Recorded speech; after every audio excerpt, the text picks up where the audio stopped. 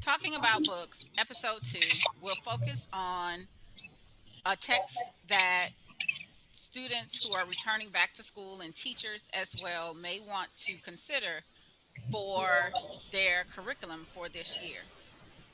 The books in question are Dread Nation and Deathless Divide by Justina Ireland and are historical fiction text. Henson, tell me about the books. They are both, yeah, as you said, historical fiction texts. They are both very good reads, and they cover a lot of history and different points in history and different parts of history. Well, not different points, but different parts of the U.S. at a specific time in history, which is post Civil War.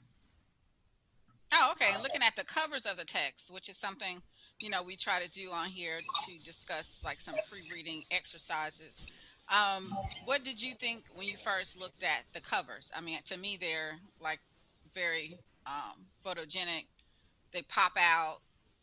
They're very eye grabbing, and they seem to say a lot.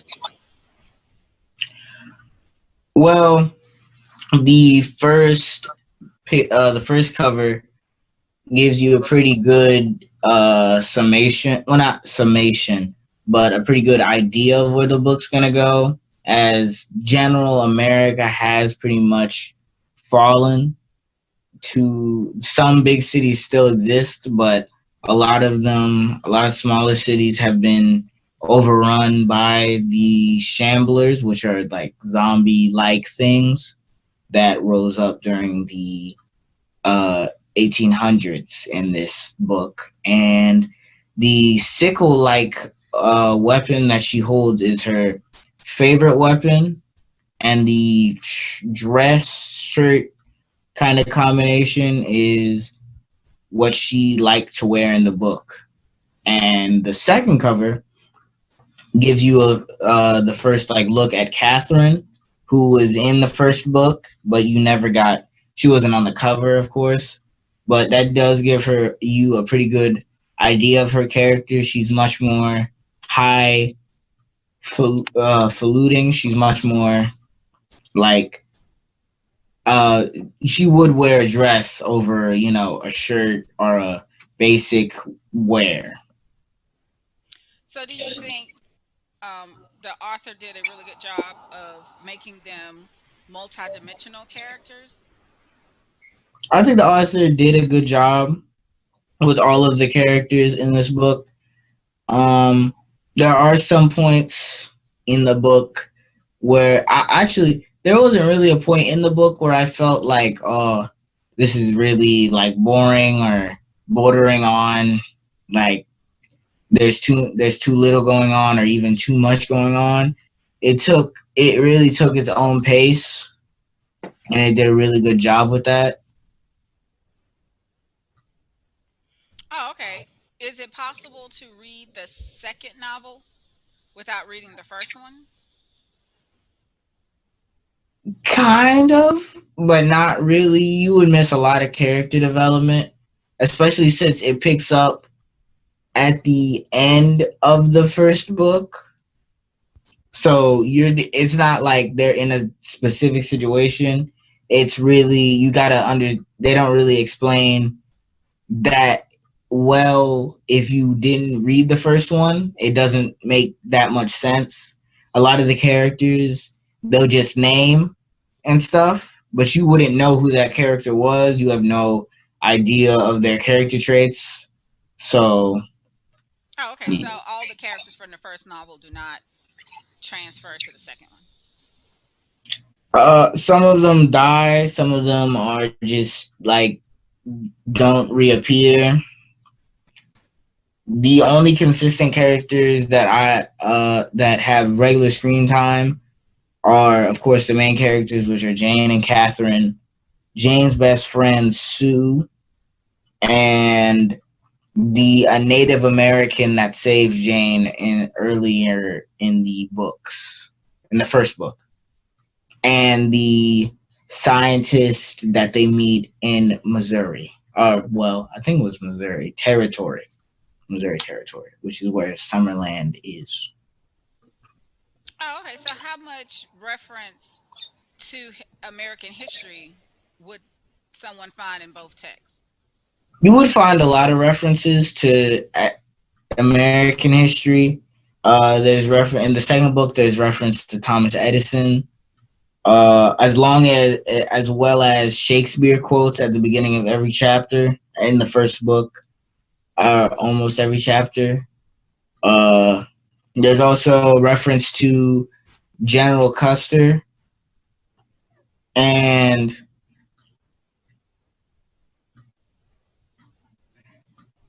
and the Sherman's march to the south. So there are some references. Oh, good. Dr. Headley White. Yes.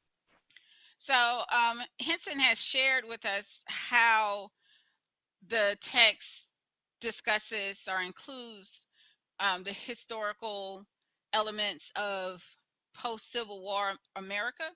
How do you think a teacher could use these texts in her class? Um, it could be used as another view of the battle, and maybe look into the time period. So if you were talking about compare and contrast, so as long as the teacher was made sure that it's a work of fiction that does use real events, and make sure that they dis disseminate and make sure there is a difference in what really happened in the roles, especially of Black women during the antebellum period and during the Civil War, as opposed to the heroines in the books. It will give them something to contemplate, because, of course, the author is using a more 20th century spin on the place of women in society, especially of Black women. Whereas in reality, in the 19th century, especially during the Civil War, Black identity and the Black place in American society was in a totally different place and time. So it could be used to pique the student's interest and to make them read something that is related, but she would have to make sure that she also superimposed some real primary source material so that they could understand the difference between historical fiction and history in and of itself.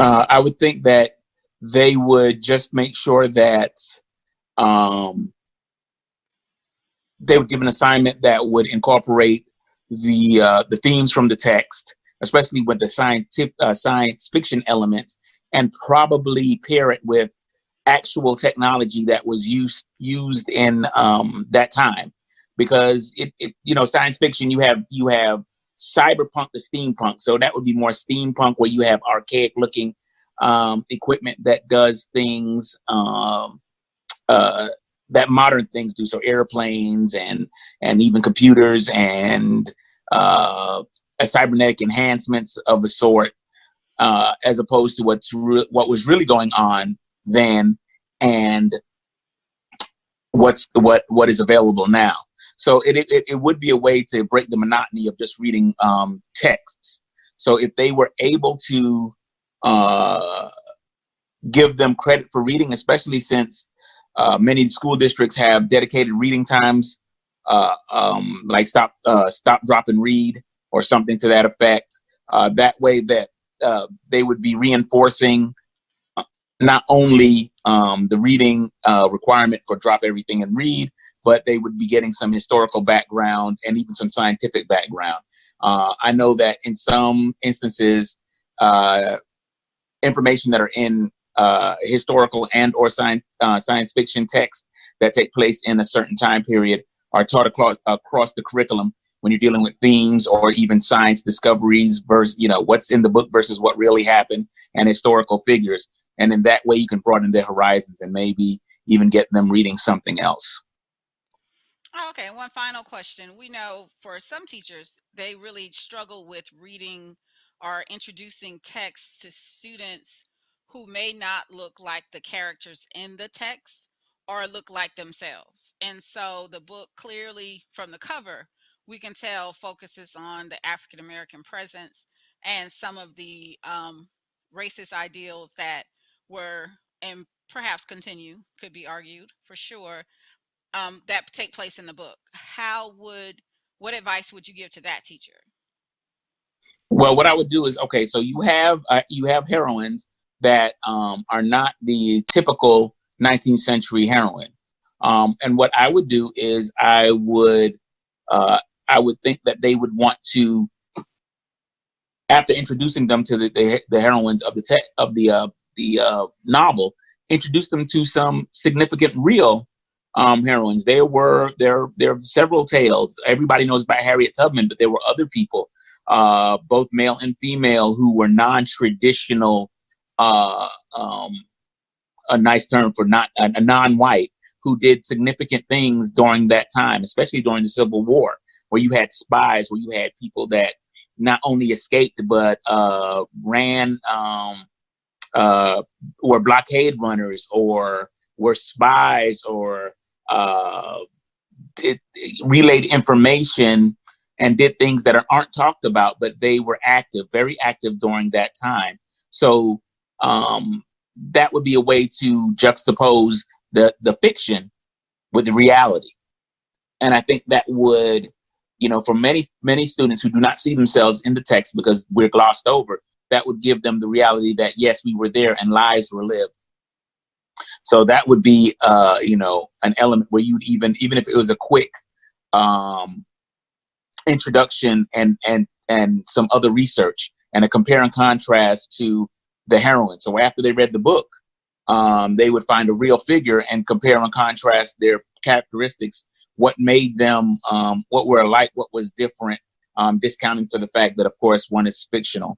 And that way it broadens their horizons and gives them that ownership of, yes, people that look like me were valuable, lived real lives, and were there. They weren't cast-offs. They were not in the periphery, even though historically they were always put in periphery, but they were there and made contributions. Thank you for that. Thank you for answering that for us. Um, Henson, could you briefly describe some of the science fiction elements that are present in the text? Well, you obviously have the zombie outbreak kind of situation. There is also the use of a vaccine in the book that works on a couple of the characters. There is also one of the characters loses an arm, and towards the end of the second book, gets a kind of prosthetic arm to use. So there is a lot of science fiction. It's not the science fiction isn't in like super high amounts though. There is some little bits of science fiction sprinkled here and there. A lot of the science fiction, a lot of it is actual science, like electrified fencing and building of walls and stuff. So Oh, okay. So this wouldn't be a far-fetched read or assignment, even for, let's say, engineering instructor. it you would have to. there you'd have to get very specific with parts of the book, because if you just assign this book and as a engineering book, you would have to specify which chapters to read, because there are some points where they do go into a little bit of detail on electrified fencing and wall building, and because of the zombies not being able to, climb walls and stuff, and they would use electrified fencing and cannons and different stuff to clear out the zombies. Oh, But okay. So as a middle former middle school, current high school student, would you think this book would be beneficial if it was taught across a curriculum, like the English teacher used it, the social science history teacher used it, the science teacher clearly could find something in here worthwhile, and I'm sure math could come up with some assignments or something based on something out of the book. Would this be a good candidate for that type of curriculum? I could see it being used in a history class and an English class and possibly a science class. I didn't see anything personally that you could use in a mathematical sense. There was not there was even like trajectory type stuff, but if you tried hard enough, you probably could, as well as engineering. But it could be used in a curriculum for English, history, and social science. I could see that happening because there are a lot of historical references. The main character enjoys reading Tom Sawyer, for example. There's a lot of references to even other works of literature, as I stated before. In the At the beginning of some of the chapters, there are Shakespeare quotes. So there's a lot of stuff to unpack that you could use in a history, literature, general English class, or history class kind of context. Oh, okay. And what was your favorite scene?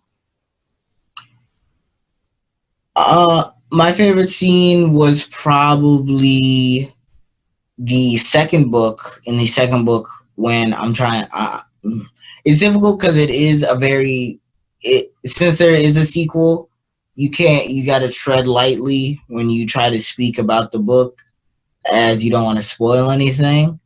So it's in the after the second part in the second book, and they're in Denver, and they have an interest. There's an interesting part in Denver, but I don't want to go into too much detail because it Okay. would be considered a spoiler for the book. Oh, okay. And so sometimes when you read books written by African Americans with African American characters, African Americans who read the book can then kind of see some things about the culture from a different, vantage point. Was there anything in the book that you read as uniquely African American? I know you mentioned earlier there one of the characters was passing, and that is something that's discussed in African American literature and families because there are people with family members who did pass for whatever reasons, um, or could pass and did not for whatever reasons. Was there anything in there that you were like, that happened? I've heard of that happening before, or Well, Catherine is from Orleans, and she drops the Orleans accent when she goes up to Baltimore, which is where she meets Jane, who is from, I'm pretty sure, Virginia, Rose Hill, Virginia. And I thought it was interesting that Catherine did drop her accent, because in certain parts of the book she does use the accent to inflict her, like, to explain to Jane where she's from, and as well as Jane using the perceived notion that African Americans are less intelligent and to be generally underestimated by white people to her advantage in multiple points in both book. Well, in the first book especially, but after in the second book she gets more of a well-known, like near celebrity type of status, especially within African Americans. oh, okay. So there's some code switching. Is there any mention of cuisine, Southern food, style, music. Any of that also present in the text? They do talk about eating cornbread and jam and all that type of stuff when they get to the Midwest. They don't really talk about music that much. There isn't really any like banjo or anything like that. Even in terms of talking about it, they don't really talk. They talk about New Orleans because, of course, Catherine's from there. So they talk about the levees and stuff that's in New Orleans, and they don't really talk about Southern culture. They do talk a lot about California, as it was supposed to be like this utopia for everybody. But when they get to California in the second book, they realize, well, Catherine realizes that California isn't all it's cracked up to be, which was interesting. Yeah, it seems like she battled many African American themes, like the migration from the South to the North, or from the South to the West, and this ideal that things are better other places for African Americans than the South. And then, of course, historically, we found that that's not the true. There's just it's um, presented differently, and so sounds like a really good read and a lot to unpack from these texts. So, on a scale of 1 to 10, how would you rate the set? I don't know if you would rate them separately if you want to, or together. I would consider them as a set a 9 out of 10. It is a very good read. Both books are probably nines on my list. They're very good. The characters have even quotable lines, which is something that a lot of authors struggle to do. They're both very interesting reads. It's a book that it doesn't it doesn't make you like you could read it even if you weren't a person of color. It's not a book where you have to understand like secret like certain things that you just get a general gist of the book. But as a person of color, I'm not trying to, but it does. There are certain things that are underlying that you would understand more, and there are certain things that they do explain. They never really go down south. They go to down the Mississippi and go to Orleans, but they never really go to Florida, Georgia, that area because they're considered lost to the like zombie outbreak. So you never get a chance to really see Florida, Atlanta, any of that. So Oh, okay, well, thank you very much, Henson White and Dr. Headley White. And we hope that this episode has helped some of you identify your next read, or perhaps influence your decision of which text to include in your upcoming curriculum. As always, remember to subscribe, like, and share. Talking About Books can be found on YouTube under Wonder Boy. And we thank you and look forward to seeing you again.